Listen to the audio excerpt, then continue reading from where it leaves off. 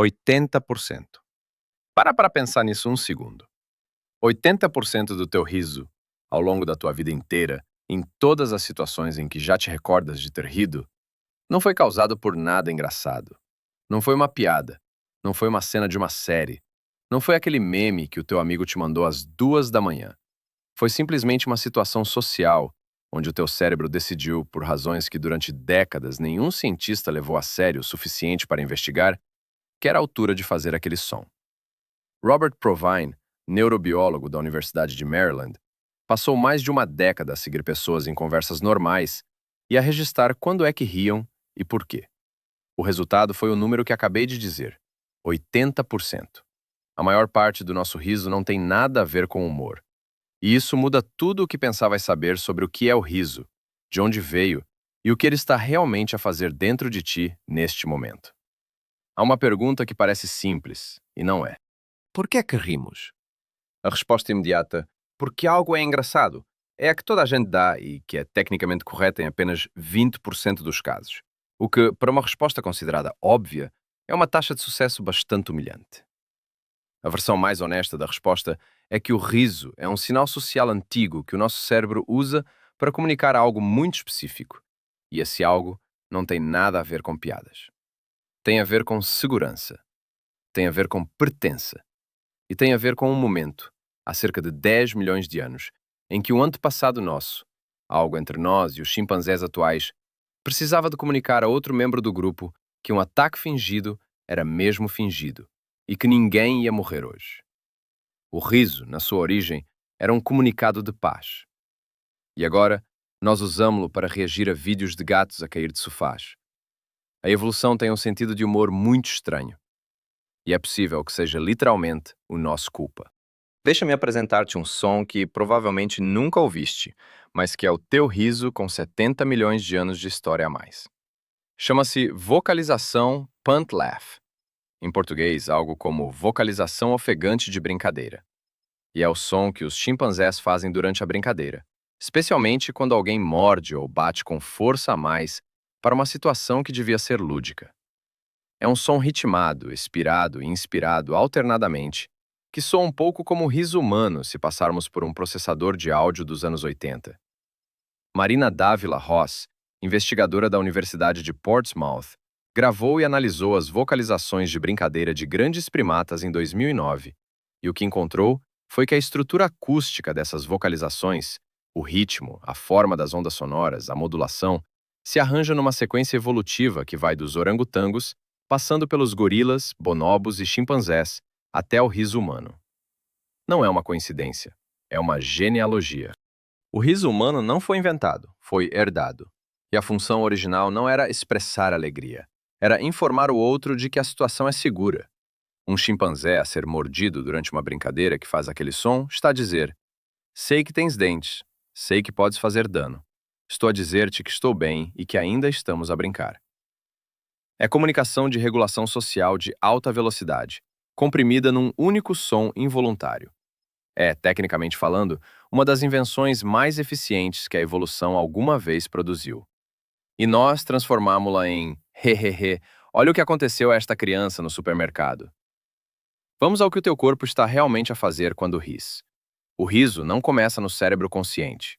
Começa no tronco cerebral, uma das partes mais antigas do sistema nervoso central, a mesma região que controla a respiração e o batimento cardíaco. É por isso que não consegues rir de forma completamente convincente quando finges. Há uma diferença fisiológica mensurável entre o riso espontâneo e o riso social fingido, e qualquer câmara de alta velocidade consegue captá-la. No riso genuíno, o músculo orbicular dos olhos, o músculo em torno do olho que cria as rugas de expressão, contrai-se sem que tenhamos controle sobre isso. No riso social fingido, esse músculo fica quieto. Paul Ekman, psicólogo que passou décadas a catalogar expressões faciais universais na Universidade da Califórnia, em São Francisco, chamou a esta diferença a distinção entre o sorriso de Duchenne e o sorriso social. E o critério de distinção é precisamente esse músculo que não consegues comandar. O teu riso diz a verdade mesmo quando tu estás a mentir. Isso é perturbador de uma forma muito específica. Significa que toda a gente à tua volta tem acesso a um detector de autenticidade emocional instalado por padrão nos teus músculos faciais. Significa que, quando ris genuinamente de algo que alguém disse, esse alguém sabe, ao nível do instinto, mesmo sem palavras, que tocou em algo real. E quando não ris genuinamente, também sabe. Já tens a sensação de quando o teu riso funcionou e quando foi apenas educação mútua disfarçada de boa disposição? É exatamente essa distinção, detetada de forma automática por ambos os lados, em tempo real, sem que ninguém precise de pensar nisso conscientemente. Agora, o arquivo que estava escondido numa gaveta acadêmica durante décadas.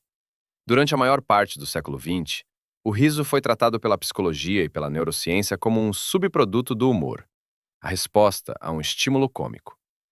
Essa definição parecia razoável, e por isso ninguém a questionou com energia suficiente durante muito tempo.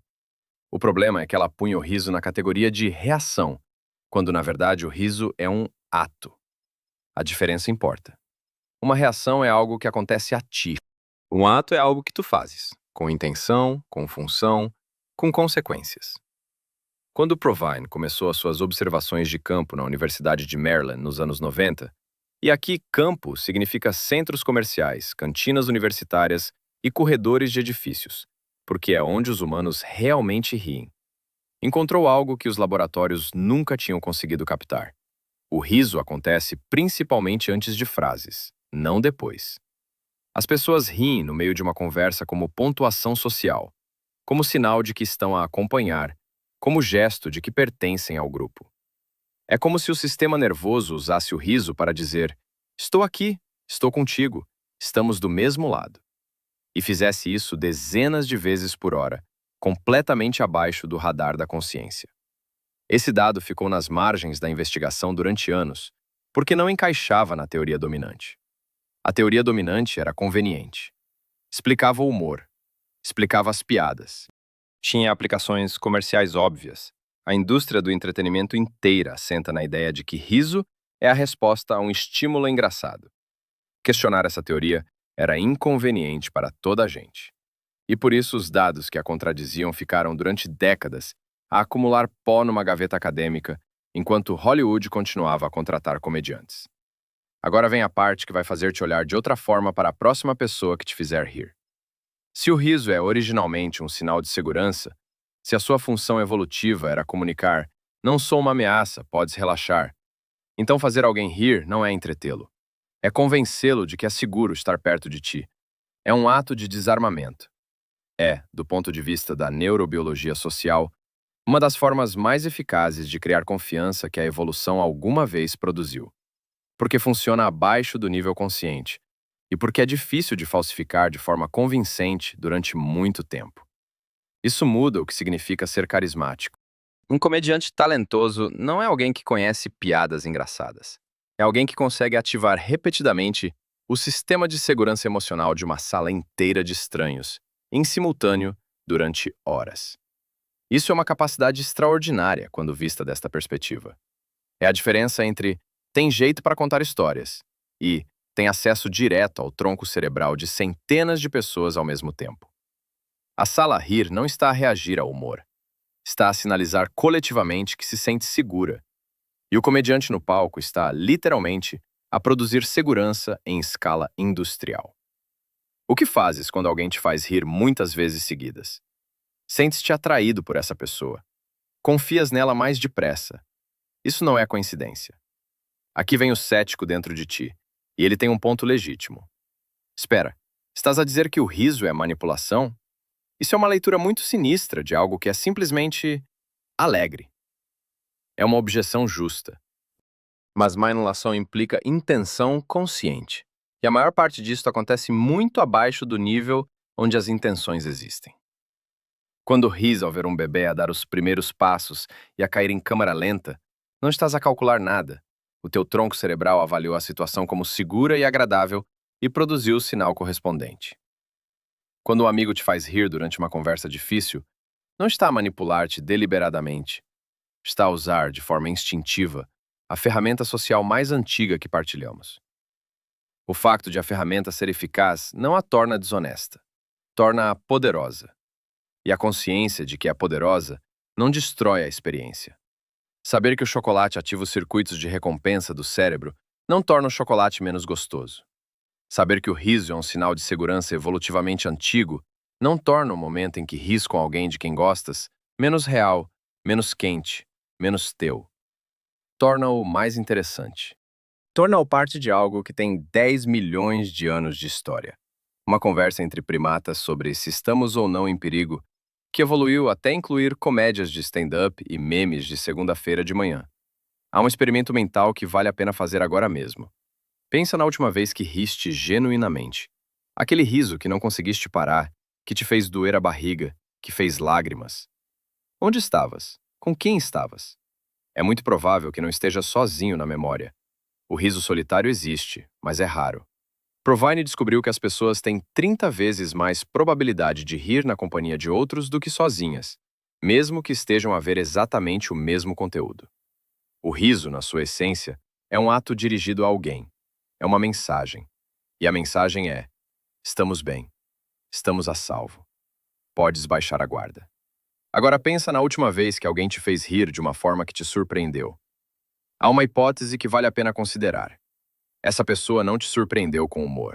Surpreendeu-te com segurança.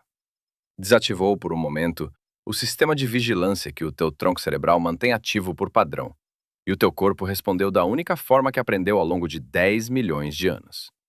Com aquele som ritmado, involuntário, impossível de falsificar por muito tempo.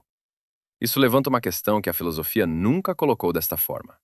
O que é a alegria se o seu sinal mais reconhecível não é sobre alegria? A resposta honesta é que não sabemos completamente.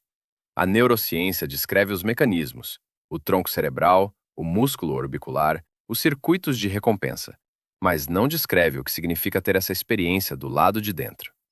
Há investigadores que argumentam que a experiência subjetiva do riso é genuinamente alegre, e que o facto de o seu mecanismo ser antigo e social não contradiz isso. Tal como o facto de o amor ter um substrato neuroquímico não o torna menos real. Há outros que sugerem que a maior parte do que chamamos alegria é retroativamente construída pela mente consciente para explicar sensações que o corpo já produziu por razões completamente diferentes. Nenhum dos dois campos tem uma resposta definitiva. O que temos é este facto. Quando ris com alguém, quando os dois riem ao mesmo tempo de forma genuína sobre algo que aconteceu entre vocês, o teu sistema nervoso e o dele estão a sinalizar mutuamente que estão em segurança. Que a ameaça passou, que o ataque foi fingido, que podem continuar a brincar. Isso é muito antigo e é muito bonito, de uma forma que não perdemos nada em reconhecer. Voltamos ao início. 80%. A próxima vez que te apanhares a rir, no meio de uma conversa, sem que ninguém tenha dito nada particularmente engraçado, vai saber o que está a acontecer. O teu tronco cerebral avaliou a situação, encontrou alguém de quem não precisa de ter medo, e produziu o sinal que os primatas usam há 10 milhões de anos para comunicar exatamente isso. Estamos bem aqui. O riso não é a resposta ao engraçado, é a resposta ao seguro. E toda a comédia humana, cada piada, cada meme, cada comediante que encheu uma sala, não é mais do que a arte de convencer o tronco cerebral de outra pessoa de que pode, por agora, baixar as armas. Há algo simultaneamente humilhante e absolutamente maravilhoso em descobrir que o som que fazes quando estás mais feliz é, no fundo, o mesmo som que um chimpanzé faz quando quer dizer que não vai morder de verdade.